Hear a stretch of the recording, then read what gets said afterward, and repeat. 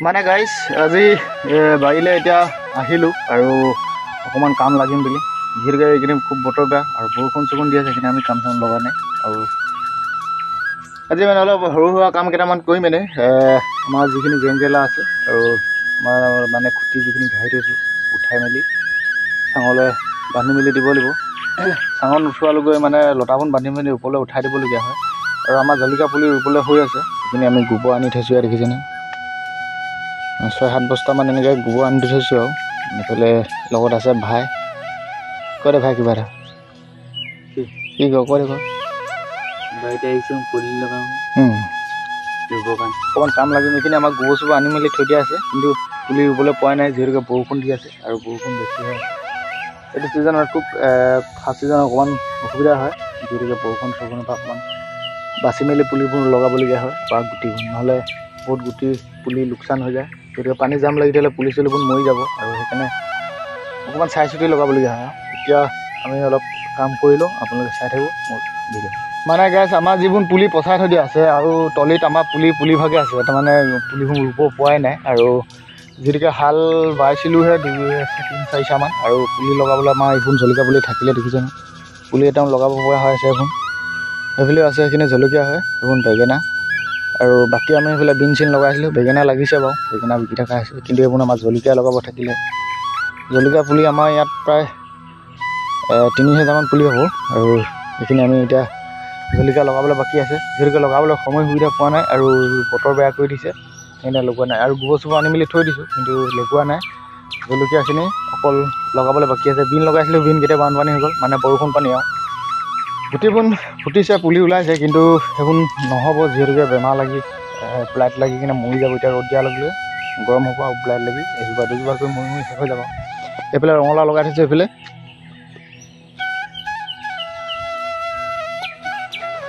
এইফালে এনেকৈ ৰঙালাও লগাই থৈছোঁ। ৰঙালাও যিদিনাখন ৰঙালাও লগোৱা কেইদিনমান পিছতে বৰষুণ দিলে। সেইফালে কেৰেলা চাং আৰু জাতিলাও চাং আছে। সেইফালে আমি ইয়াত ৰঙালাও লগাইছিলোঁ, চব বৰষুণ পানী জমা হৈ গৈছে। আৰু ৰঙালাওখিনি ফুটিলে গুটিবোৰ, আৰু তাত ঢিপ তুলি দিয়া আছে, ইমান প্ৰব্লেম হোৱা নাই। কিন্তু বিন চিনবোৰ অকণমান প্ৰব্লেম হৈছে। জলকীয়া পুলিবোৰ লগাব পৰা নাই আৰু লাহে ধীৰে লগাব লাগিব। এইফালে আমি বেঙেনাটো এইফালে একদম অলৰেডি লগাই দিলোঁ। বেঙেনাখিনিৰ পৰা ইমান প্ৰব্লেম নাই, গছ ডাঙৰ হৈছে আৰু কিন্তু পুলিবোৰ ডাঙৰ হ'ল, সেইকাৰণে আৰু বেঙেনাখিনি ইমান হেৰি হোৱা নাই। কিন্তু বিন আৰু জলকীয়াখিনি লগাব পৰা নাই। বিনখিনি লগালোঁ, সেইখিনি বেয়া হৈ গ'ল। এতিয়া এইফালে গোবৰ চোবৰ আনি ৰেডি কৰি থৈছোঁ আমাৰ এইটো বাৰী ঘৰটোত, দেখিছেনে। ভাই বহি আছে, এতিয়া ভাই আহিছে আমাৰ লগত অকণমান কাম কৰি দিম বুলি। আমি মানে বাৰীলৈ কাম কৰা টাইমটো হ'ল পিছ টাইম 3টামান বজাৰ পৰা আহোঁ, আৰু ৰাতিপুৱা 6টামান বজাৰ পৰা আহি 8-9টা বজালৈকে বা 10টা বজালৈ কাম লগা হয়। মাজে মাজে অকণমান গৰম হৈ যায় আৰু ৰ'দ চ'দ দিয়ে দেখি আমি বাৰীলৈ নাহোঁ আৰু কাম নালাগোঁ। আৰু ইমান বেছিবোৰ খেতি কৰা নাই, আৰু আমি খুব 5 বিঘামান এনেকুৱা জোখতহে মাটি খেতি কৰা হৈছে। আৰু এনে অকণমান কাম লাগোঁ আৰু বাকী মাজতো এদিন ক্ষতি কৰি বজাৰলৈ যাওঁ, যিহেতুকে অকল খেতি কৰিলেও নহ'ব, চব্জিবোৰ বিকিব লাগিব। আৰু সেই চব্জিখিনি বিকিবলৈ মানে বজাৰলৈ নিয়া হয়। সপ্তাহটোত 3 দিন ক্ষতি কৰা হয়। আৰু বাৰীত কাম লগা মানে চব্জিবোৰ বিকিবলৈ নিব লাগে বজাৰলৈ। আৰু ইয়াত যদি গাঁৱৰ পৰা যদি বেপাৰীয়ে যদি চব্জিবোৰ নিব আহে, একদম আধা দাম দিয়ে। মানে বজাৰত যদি আপোনাৰ 20 টকা বিক্ৰী হয় 10 টকা দিব বিচাৰিব, আৰু 40 টকা বিক্ৰী হ'লে 20 টকা। সেইকাৰণে আমি বাৰীত বস্তুবোৰ আমি নিদিওঁৱে, ডাইৰেক্ট ছিঙি মেলি নি বজাৰত হ'লচেল দি দিওঁ, খুচুৰা বেচোঁ। মানে বজাৰত বিক্ৰী শেষ কৰি থওঁ আমি শাকবোৰ। আৰু যি শাক ওলালেও আমি বেঙেনা, কেৰেলা, জাতিলাও, ভেন্দি, যিকোনো শাক খেতি কৰিলে মানে আমি চব্জি চব আমি বজাৰতহে বিকাগৈ হয়। ইয়াত দিয়া নহয়। এনেই ঘৰত বেছিকৈ যদি নিয়ে বেপাৰী, খোজে বেপাৰী, তেতিয়াহে দিওঁ, নহ'লে ইয়াত নিদিওঁ। গতিকে আধা দামত বিকিব বিচাৰে। আৰু যদি 40 টকা বস্তুটো যদি 20 টকাত দিবলগীয়া হয়, তো আপোনালোকে গম পায় খেতি কৰিলে আৰু কিমানখিনি কষ্ট কৰিবলগীয়া আৰু কিমানখিনি পইচা পাতি খৰচ হৈ যায়। সেইকাৰণে খেতি কৰা মূলধনে নোলায়। সেইকাৰণে আমি নিকিনে আৰু বজাৰত বিকি থৈ আহোঁ বা হ'লচেল দিওঁ। এনেকৈ এতিয়া নি আছোঁ বজাৰলৈ। সেয়াও অকণমান টাইম উলিয়াই মেলি আৰু বজাৰলৈ বস্তুবোৰ বিকিবলৈ নিয়া হয়।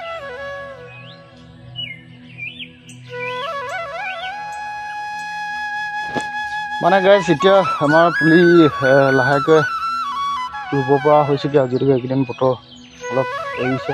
আৰু সেইবাবে আমি মানে জলকীয়া পুলি ৰুবলৈ দেখিছেনে আপোনালোকে গোবৰ চোবৰ আনি ইয়াত পূৰা গোটাই লৈছোঁ আৰু লাহেকৈ এতিয়া পুলি ৰুব লাগিব ৰোৱা ষ্টাৰ্টিং কৰিব লাগিব সেইবাবে গোবৰ চোবৰ পূৰা আনি ষ্টক কৰি লৈছোঁ যিহেতুকে গোবৰ ঘৰৰ পৰা আনিব লাগিব যি হয় গোবৰ চোবৰ আনি মেলি পূৰা ৰেডি কৰিলোঁ আৰু 2-3 দিনৰ ভিতৰত আমি জলকীয়া পুলি লগাব লাগিব আৰু এইফালে পুলি আছে ডাঙৰ হৈ গৈছে পুলি অভাৰ চাইজ হৈ গৈছে এইফালে মাটি হাল বাই থৈ দিয়া আছে কল পুলিখন লগাব লাগে 2-3 দিনৰ ভিতৰত আমি পুলি জলকীয়া লগাই শেষ কৰিব লাগিব এইখিনি মাটি আমি আজি হাল বাই থৈছোঁ আৰু জলকীয়া আগতে বোৱা আছিলে 3-4মান আকৌ আজি এচাহ বাই থৈছোঁ আৰু বৰষুণ দিয়াৰ বাবে এইফালে পানী অকণমান জাম হৈ গৈছিলে আৰু এতিয়া বাই মেলি দিছোঁ শুকাওক বুলি ইয়াতে আমি বিন লগাইছিলোঁ আৰু বিনখিনি আমি আকৌ হাল বাই নতুনকৈ লগাব লাগিব যিহেতুকে বৰষুণ দি দিলে বিন গছবোৰ বেয়া হৈ গৈছিলে কিন্তু একেবাৰে হাল বাই আকৌ নতুনকৈ লগাব লাগিব